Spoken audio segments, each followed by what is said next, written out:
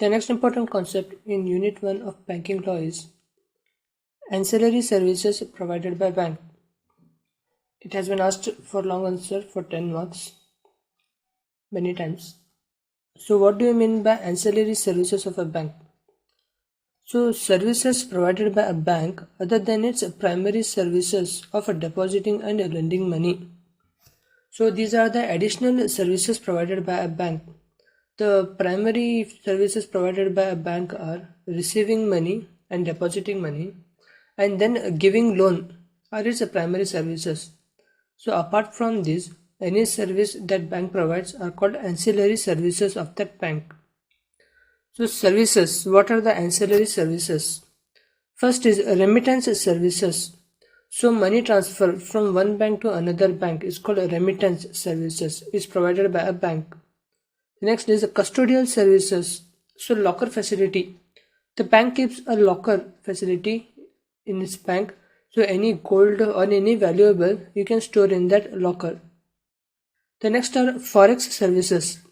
Foreign currencies. So they will provide you with foreign currencies if you are going abroad. They are called forex services. It is regulated under Foreign Exchange Management Act FEMA 1999. The next are card services. So they provide you with credit card and debit cards. Then we have e-banking services. So online banking or internet banking services they provide.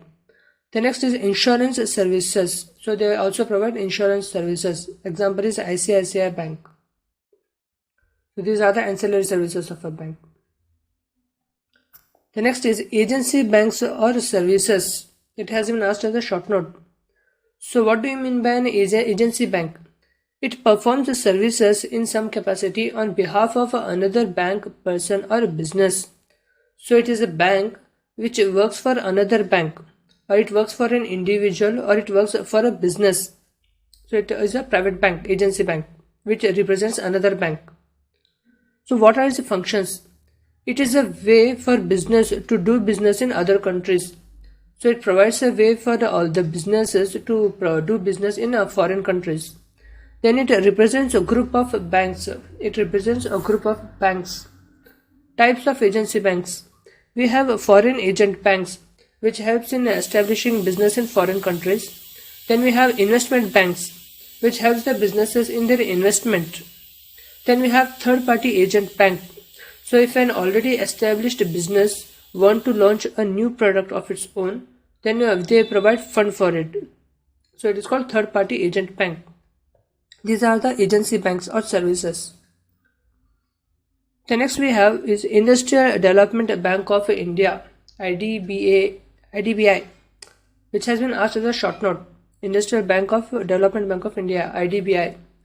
So it was established in 1964 as a subsidiary of RBI. So it was established in 1964 and it was under RBI, Reserve Banks of India. Then in 1976, it was delinked from RBI and the entire share capital was transferred to central government. So in 1976, the central government took this IDBI under its own wing and it delinked from RBI. There are two types of IDBI bank. One is All India Development Banks. Under that we have IFCI, ICICI and SIDBI. Then we have state level development banks. Under it we have SFC and SIDC. So subsidiaries of IDBI bank, so which the banks that come under IDBI bank are Small Industries Development Bank of India.